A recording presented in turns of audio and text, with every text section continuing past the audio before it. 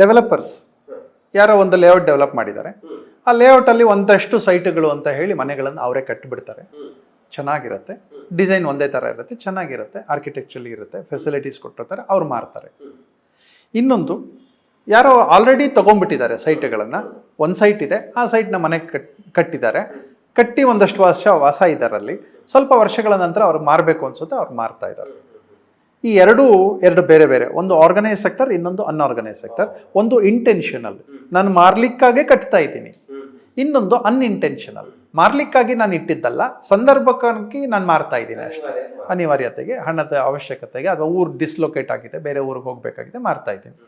So ಹೀಗೆ ಎರಡು ಇವರು ತಿಳ್ಕೊಬೇಕು. ಯಾವುದೇ ಗ್ರಾಹಕ ನಾನು ಯಾವ ಮನೆಯನ್ನು ತಗೊಳ್ಳಿಕ್ಕೆ ಹೊರಟಿದ್ದೀನಿ, ಆರ್ಗನೈಸ್ಡ್ ಸೆಕ್ಟರಲ್ಲಿರುವ ಮನೆಯ ಅಥವಾ ಅನ್ಆರ್ಗನೈಸ್ ಸೆಕ್ಟರಲ್ಲಿರುವ ಮನೆಯ ಅಂತ.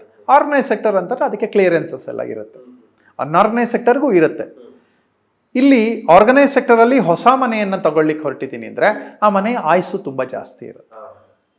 ಅನ್ಆರ್ಗನೈಸ್ ಸೆಕ್ಟರಲ್ಲಿ ಈಗ ಮನೆ ಆಲ್ರೆಡಿ 30-40 ವರ್ಷ ಮುಗಿದೋಗಿದೆ, ಆ ಮನೆಯನ್ನು ಕಟ್ಲಿಕ್ಕೆ ಹೊರಟಿದ್ದೀನಿ ಅಂದರೆ ಆ ಮನೆಗೆ ವ್ಯಾಲ್ಯೂ ಇರೋದಿಲ್ಲ, ಅದು ಔಟ್ಡೇಟೆಡ್ ಡಿಸೈನ್ ಆಗಿರುತ್ತೆ, ಮತ್ತು ಔಟ್ಡೇಟೆಡ್ ಮೆಟೀರಿಯಲ್ಸ್ ಆಗಿರುತ್ತೆ. ಬದುಕುವ ಅದರ ಮುಂದುವರೆದ ಭಾಗವಾಗಿ ಬದುಕುವ ವಯಸ್ಸಿದೆ ಅದಕ್ಕೆ, ಇನ್ನೊಂದು 10-20 ವರ್ಷ ಇದ್ದರೆ ಹೆಚ್ಚು. ಸೊ ಇವರು ತಗೊಂಡು ಆಲ್ಟ್ರ್ ಮಾಡಬೇಕು. ಸೊ ಹಾಗಾಗಿ ಈ ಎರಡು ಕೇರ್ಗಳನ್ನು ತಗೋಬೇಕು. ನನಗೆ ಯಥಾವತ್ತಾಗಿ ಹಾಗೇ ಇರಲ್ಲ, ಅಥವಾ ನನಗೆ ಬೇಕಾದ ರೀತಿ ನಾನು ಕನ್ಸ್ಟ್ರಕ್ಷನ್ ಮಾಡ್ಕೊಳ್ಳೋ ಪ್ರಾವಿಷನ್ ಇದೆಯಾ. ಸೊ ಈ ಎರಡು ಕೇರ್ಗಳನ್ನು ತಗೋಬೋದು. ಒಂದು ಆರ್ಗನೈಸ್ ಸೆಕ್ಟರಲ್ಲಾದರೆ ಲೇಔಟು ಅಥವಾ ಅಪಾರ್ಟ್ಮೆಂಟ್ಸ್ ಕಟ್ಟಿದ ಹಾಗೆ ಅದಕ್ಕೆ ಎಲೆಕ್ಟ್ರಿಸಿಟಿ ಕ್ಲಿಯರೆನ್ಸ್ ಇರುತ್ತೆ, ವಾಟರ್ ಇರುತ್ತೆ, ಎಲ್ಲವೂ ಇರುತ್ತೆ. ಅನ್ಆರ್ಗನೈಸ್ಡ್ ಆಗಿ ಇದಿರಲ್ಲ. ಇವ್ರು ಏನೇನು ಕೇರ್ಗಳು ತಗೋಬೇಕು ಅಂದರೆ ಆ್ಯಸ್ ಇಟ್ ಈಸ್ ಮೊದಲನೇದಾಗಿ ಲೀಗಲ್ ಕ್ಲಿಯರೆನ್ಸ್ ತಗೋಬೇಕು, ಇಲ್ಲಾಗಲಿ ಅಲ್ಲಾಗಲಿ. ಆರ್ಗನೈಸ್ ಸೆಕ್ಟರಲ್ಲಾದರೂ ಲೀಗಲ್ ಕ್ಲಿಯರೆನ್ಸ್ ಕಡ್ಡಾಯ.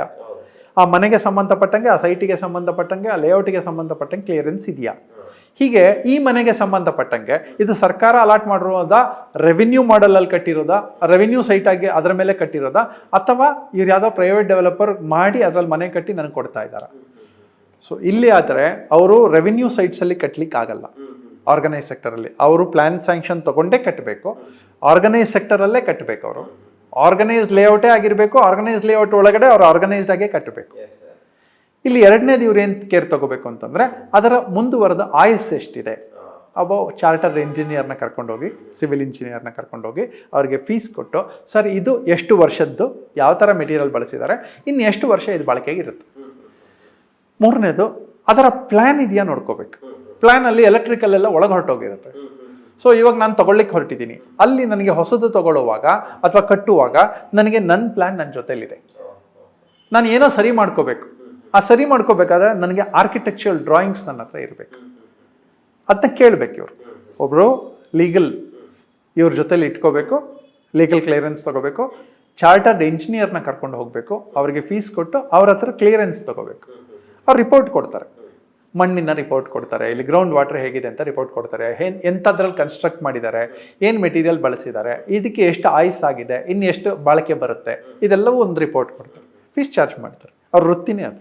ಮೂರನೇದು ಆರ್ಕಿಟೆಕ್ಟ್ ಹತ್ರ, ಆ ಓನರ್ ಹತ್ರ ಕೇಳಬೇಕು, ಇದರ ಆರ್ಕಿಟೆಕ್ಚರಲ್ ಡ್ರಾಯಿಂಗ್ಸ್ ಕೊಡಿ ಅಂತ. ಆಮೇಲೆ ಇದೆಲ್ಲದರ ಆಧಾರದ ಮೇಲೆ ಒಬ್ಬ ವ್ಯಾಲ್ಯೂಯರ್ ಹತ್ರ ಹೋಗಬೇಕು.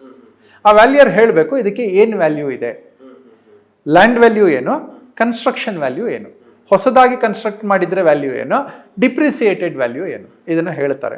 ಸೊ ಇದೆಲ್ಲದರ ಆಧಾರದ ಮೇಲೆ ರೇಟ್ ನಿಗದಿ ಆಗುತ್ತೆ.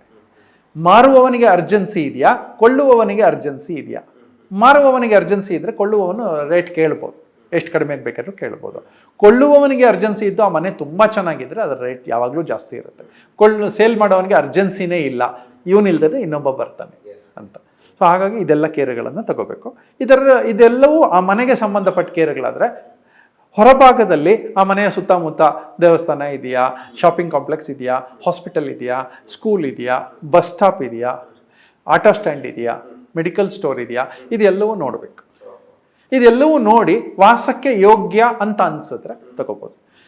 ತುಂಬ ಮುಖ್ಯವಾಗಿ ಕಾರ್ ಪಾರ್ಕಿಂಗ್ ಜಾಗ ಇದೆಯಾ, 2 ವೀಲರ್ ಪಾರ್ಕಿಂಗ್ ಜಾಗ ಇದೆಯಾ. ನಾಳೆ ನಮ್ಮ ಫ್ಯಾಮಿಲಿ ದೊಡ್ಡದಾಗಿ ಬೆಳೆಯುತ್ತೆ, 4 ವೆಹಿಕಲ್ ತೊಗೊಂಡ್ರೆ ಪಾರ್ಕಿಂಗ್ ಜಾಗ ಇದೆಯಾ, ರಸ್ತೆಯಲ್ಲಿ ನಿಲ್ಲಿಸ್ಬೇಕಾ. ಸೊ ಇಷ್ಟು ಕೇರ್ಗಳನ್ನು ಅವ್ರು ತಗೋಬೋದು. ಎಲ್ಲ ಕೇರು ತಾನು ಸ್ವಂತಕ್ಕೆ ಹಣ ಹಾಕ್ತಾ ಇರೋದ್ರಿಂದ ಇಷ್ಟು ಕೇರ್ಗಳನ್ನು ಸೂಕ್ಷ್ಮವಾಗಿ ತಗೋಬೇಕು. ನಮ್ಮಲ್ಲೆಲ್ಲರಲ್ಲೂ ಒಂದು ಅಸಡ್ಡೆ ಏನಂತಂದರೆ, ಅಡ್ವೊಕೇಟ್ ಹತ್ರ ಹೋಗಿ ಯಾರೂ ಕ್ಲಿಯರೆನ್ಸ್ ತಗೊಳ್ಳಲ್ಲ. ಯಾರೋ ಕೊಟ್ಟಿದ್ದು ಕ್ಲಿಯರೆನ್ಸ್ ತೊಗೊಂಬರ್ತಾರೆ ಹೊರತು ಇವ್ರು ಹೋಗಿ ಈ ಪೇಪರ್ಗಳನ್ನು ಕೊಟ್ಟು ಕ್ಲಿಯರೆನ್ಸ್ ತೊಗೊಂಬರಲ್ಲ. 5,000 ಯಾಕೆ ಎಕ್ಸ್ಟ್ರಾ ಕೊಡಬೇಕು ಅಂತ. ಚಾರ್ಟರ್ಡ್ ಇಂಜಿನಿಯರ್ ಹತ್ರ ಹೋಗಿ ವ್ಯಾಲ್ಯೂಯೇಷನ್ ಮಾಡಲ್ಲ, ಅವ್ರಿಗೆ ಯಾಕೆ ದುಡ್ಡು ಕೊಡಬೇಕು ಅಂತ.